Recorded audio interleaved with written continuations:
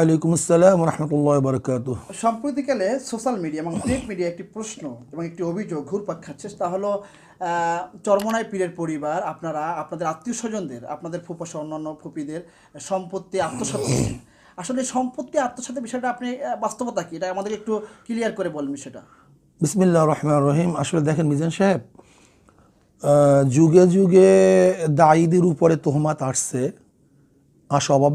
অস্বাভাবিক কিছু নয়। মুসা আলাইহিসসালামের উপরে, মারিয়াম আলাইহিসসালামের উপরে, আয়েশা সিদ্দিকা রাদিয়াল্লাহু তাআলার উপরে তোহমাত আসছে, এটা অস্বাভাবিক কিছু না। কিন্তু এই তোহমাত দেওয়ার পরে আসলে আমার গবেষণায় দেখছি তিন ধরনের মানুষ বিভক্ত হয়ে যায়।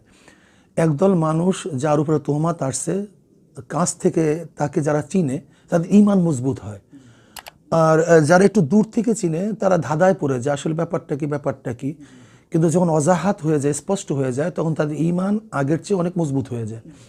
আর এক ধরনের মানুষ যাদের মধ্যে বক্রতা ছিল, তাদের বক্রতা আরও বেড়ে যায়। ফি কুলুবিহিম মারাদুন ফাযাদাহুমুল্লাহু মারাদা।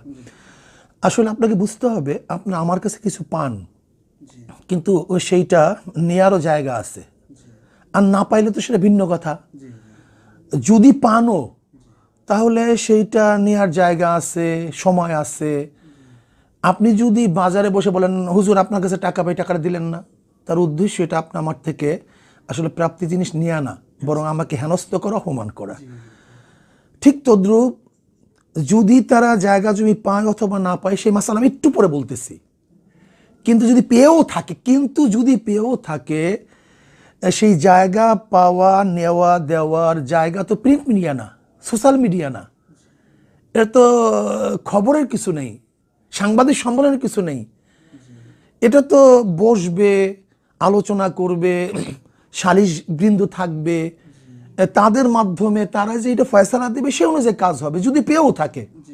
কিন্তু আমার প্রশ্ন হলো এই, তারা যে দাবিটা তুলছে, সেই দাবিটা তো দাদার সম্পত্তি নিয়ে, তাহলে তারা আমার ফুফা এবং চাচা, আমরা তাদের সন্তান। তাহলে তাদের চাওয়ার দ্বারা বোঝা হয় যেন বাপের আগে ছেলে জন্ম হইতে হবে, বাপের আগে ছেলে জন্ম হইতে হবে, কারণ বন্টন করবে বাপ চাচারা।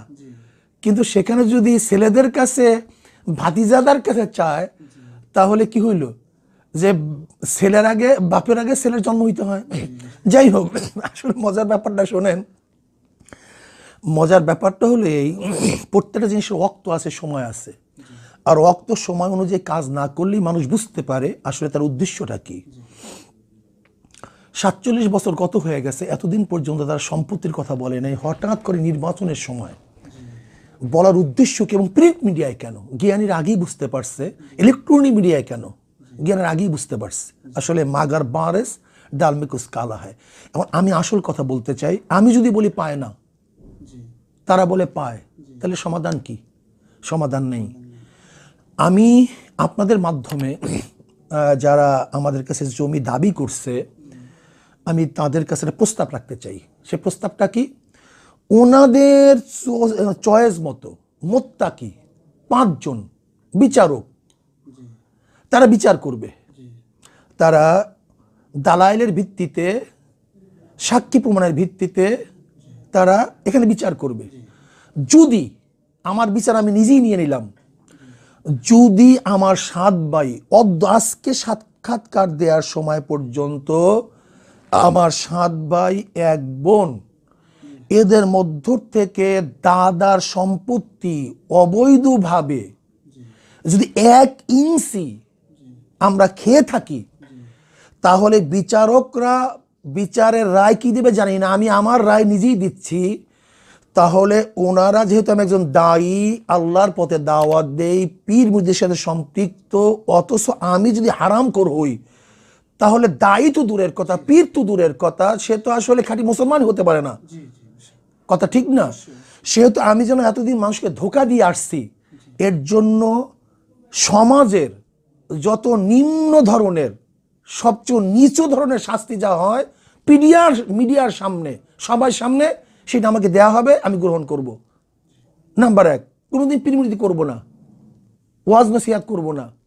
নাম্বার 3, তারা যেই পরিমাণের জমি পাবে, যদি এইটা সালিশরা, মুত্তাকিন সালিশরা চাই সেই সালিশদের সংখ্যা 3 হোক 5 হোক, কিন্তু মুত্তাকিন হতে হবে। এই মুত্তাকিন সালিশরা যারা গ্রহণযোগ্য সালিশ, তাদের চয়েস মতো এরকম সালিশরা যদি আমাদের মধ্যে কোনো জমি প্রমাণ করতে পারে, তাহলে যেই পরিমাণ জমি প্রমাণ করবে সেই পরিমাণ না, আমি তাদেরকে তার চেয়ে 10 গুণ জমি বেশি দিয়ে দেব, 10 গুণ। তাহলে আমি আমার বিচার নিয়ে নিলাম। বাকি যদি প্রমাণ করতে না পারে, তারা আমার মুরব্বী, কেউ আমার ফুফা, কেউ আমার চাচা, কাজী তারা মুরব্বী, তাদের আমার কোনো আপত্তি নেই, আল্লাহর সুপুর্দ করলাম।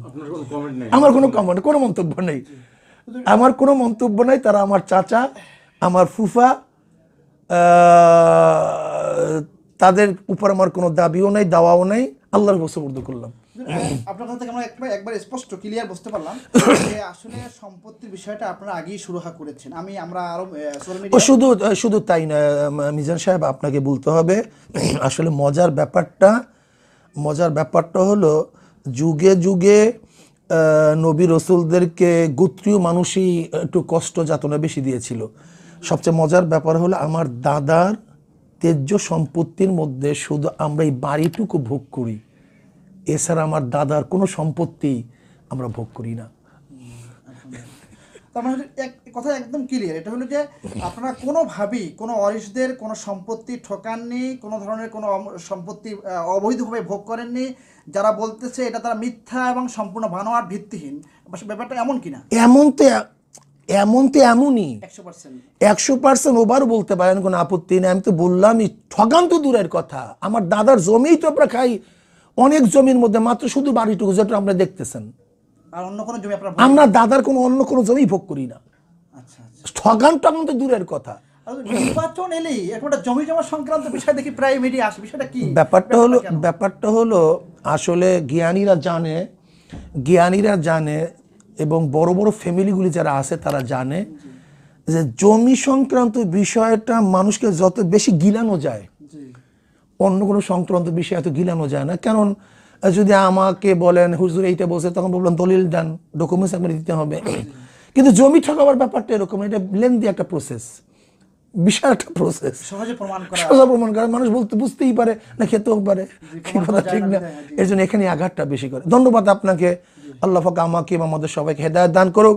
আর আমি আসলে দেরিতে সাক্ষাৎকার দেওয়ার, আমি আগেই একটা বক্তব্য দিতে চেয়েছিলাম, কিন্তু দেই নেই কেন, যে আসলে গিবাতকারীদের গিবাতটা কমে যাবে, কাজে আমার লস, আমার গুনাহ কিছু মানে কমুক। হ্যাঁ, আমার গুনাহ যদি গিবাতকারীরা গিবাত কমিয়ে দেয়, তাহলে আমার লস হয়ে যায়, আমার গুনাহ মাফ হবে না। এর জন্য আমি একটু দেরিতে কথা বলছি, মিডিয়ার সামনে আসছি। কারণ আমি ওই আবু বকরকে বলছি, দোহা সাহেবকে বলছি যে আমি একটু পরে গিবাতকারী একটু গিবাত করুক, কারণ আমি বক্তব্য দেওয়ার পরে হয়তো বা তাদের মধ্যে গিবাতটা কমে যাবে, কাজে আমাকে একটু সময় দেন, ওদের মরজ আরও বাড়ুক, গিবাত করে আরও বেশি গিবাত করুক, আল্লাহ আমাকে মাফ করুক। বিশ্বাস করেন, আমি সেদিন রাত 4টার সময় হঠাৎ এইটা দেখার পরে আমি আসমানের দিকে তাকায় বললাম, মাওলা তুমি আমাকে এত মোহাব্বত করো? আমার চোখের মধ্যে পানি আসছে আর বলছে, মাওলা তুমি আমাকে এত মোহাব্বত করো? আমি শুধু এতটুকু আল্লাহর কাছে বলছিলাম। ধন্যবাদ আপনাদের সবাইকে।